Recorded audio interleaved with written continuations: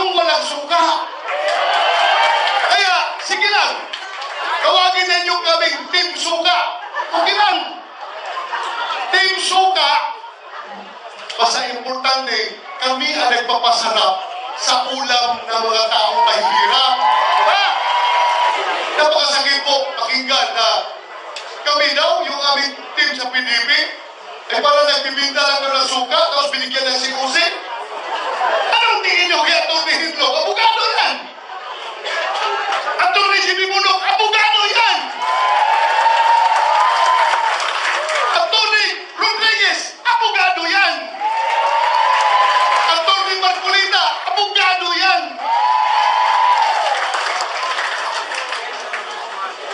Ako, hindi ako abogado. Doble dos sa balota, Senator Ronald Bato de la Rosa!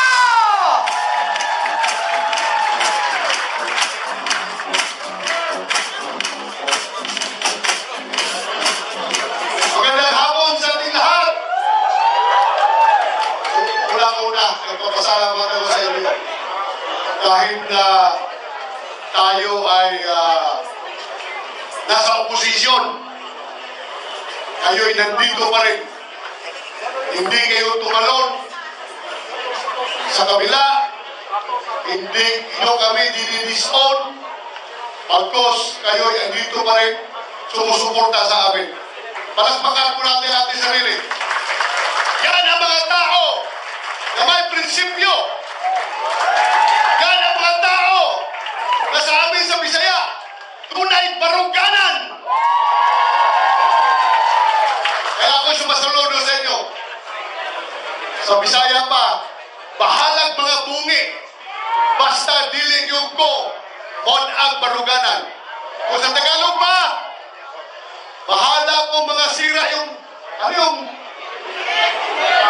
awang ko, basta bungi. Bahalag mga bungi, basta, hindi ako lilipat ng kampo. Doon po, itaga nyo sa bato. Alam po ninyo, noong Sunday, February 11, official first day of the campaign period, wala po tayong ginawa. Pinauna natin yung kabila. Sige, mag-proclaim kayo dyan. Kami, mandihado mo kami, dito lang kami mamaya after 2 days. Today, 13 kami mag-proclamation. Hinayaan natin sila. Ang ginawa namin ni Atty. Jimmy Bunok, pumunta kami sa simbahan sa Lourdes Church dito sa Quezon City.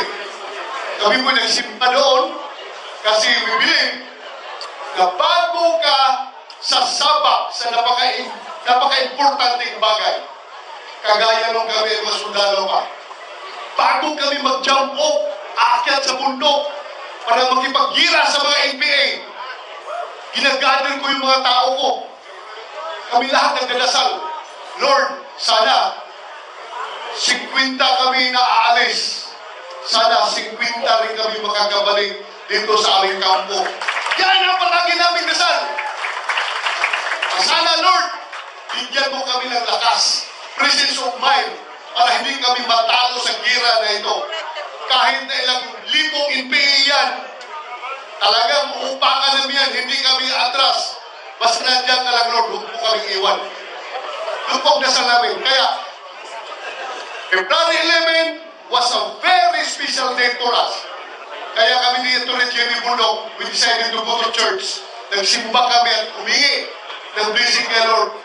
Na sana, Lord, yung aming campaign period, kaming lahat ng team PDP Laban, team PDP Laban Plus, kasama yung aming mga adopted members ng aming partido, sana po, bigyan mo kami ng lakas, bigyan mo kami ng magandang kalusugan para matapos namin yung aming kampanya.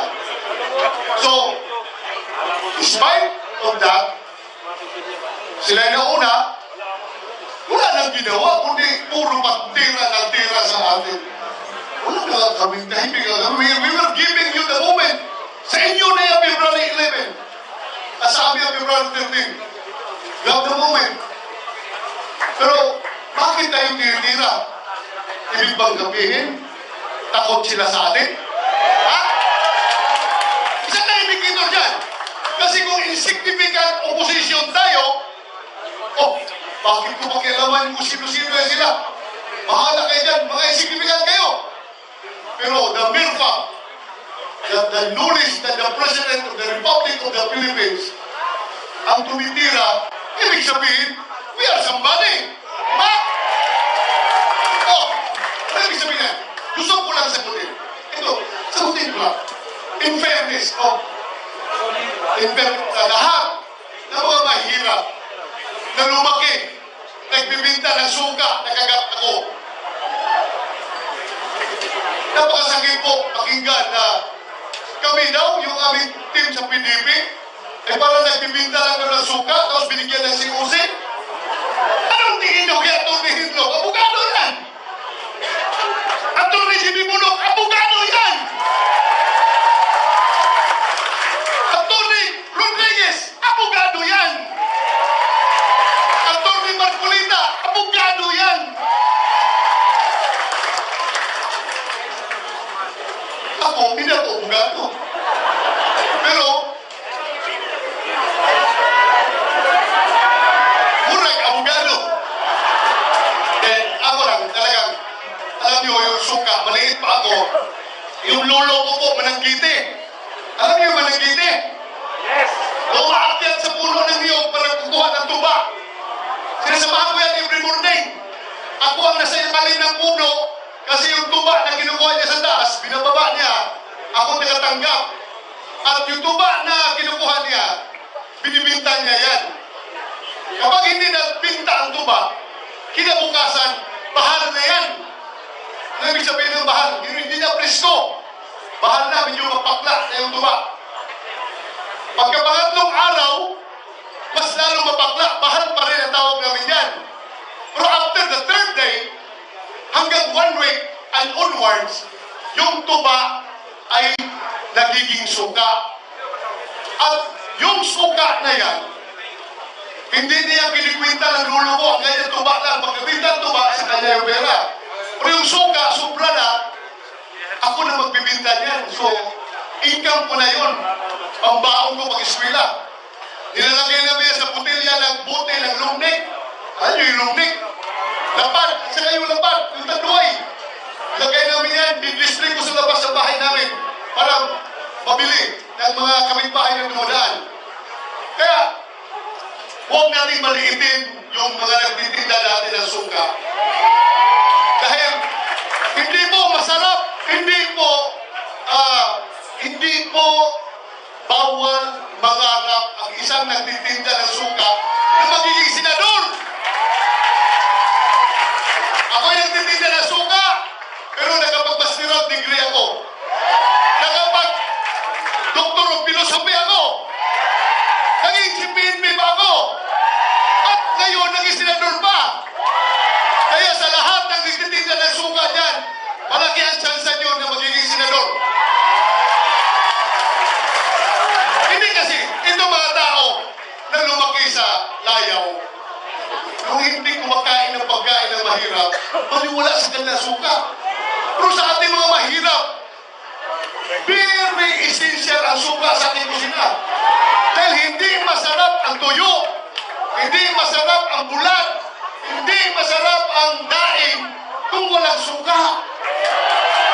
Kaya, sige lang, tawagin ninyo kaming Team Suka. Okay lang. Team Suka, basta importante, kami ang nagpapasarap sa ulam ng mga taong mahirap. Ha? Kasi kung walang suka, hindi masarap yung daing, yung tuyo.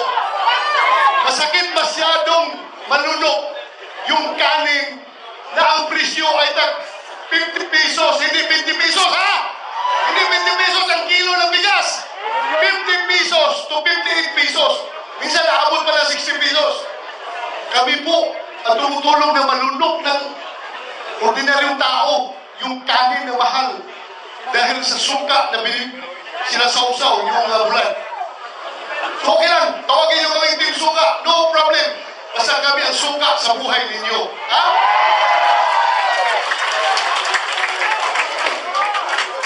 Ayaw daw!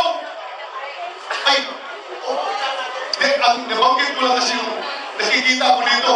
Andito mo si Pastor Kibuloy. Ha? Isa-isahin ko yan. Isa-isahin ko yan mamaya. Isa-isahin ko yan mamaya. Okay, mag-alala. Isa-isahin ko yan. Ang kandidato raw ng kabila ay may bahid ng dugo ang kamay. Dahil sa tukhang, wala mang ibang involved sa tukhang kundi ako. Di ba? Kaya, with all due respect, sasagutin ko lang po. Alam mo ninyo mga kaibigan, kung yung aking mga kamay ay may bahid ng dugo, hindi ko po yan ikinakakahiya.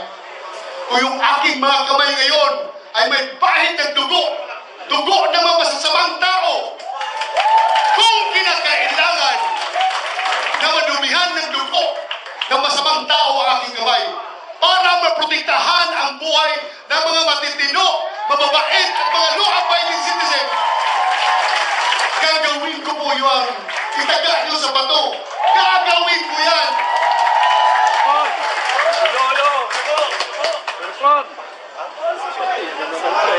Alam nyo, kung plano ang napakaganda mo, kung sinabi ko na wala kaming host, wala magsusuporta sa amin, wala kaming resources para mag-conduct ng rally, wala po kami sa Pilipilaban. Kaya kami ay gawa na lang ng tukhang na pangangampin. Magkakabal na, tutukhang lang, tuktukhang nyo. Puntahan lahat ng bahay na pwedeng kaya puntahan, katukin. At pag-open ng pintuan, nakangisi yung yari. O, salamat. Pakiusap ako, pwede niyo buto kami, mga Pilipilaban at buong team ng Suka. Pag-umpisa na niyo kami. Pero pag-open ng pintuan, nakasimangot, sorry po. Okay lang po, alis kami. So yun na po ang discard na gagawin namin. Dahil wala kaming pundo. Wala kaming pundo. Kaya sundutin mo na rin yung sinasabi. Sinasabi kaya ni Atty. Jimmy Bundok na kami sa Senado, Senator Bongo, Senator Romero Padilla at ako, wala po kami magagawa kahit anong gawin namin. Objection, Your Honor, Mr. President. Objection, Mr. President. O kung hindi kami pakinggan kahit na mag-book out kami, hindi, wala kami mangyayari. Dahil numbers game yan. Majority rules. At tulad kami, we cannot the majority.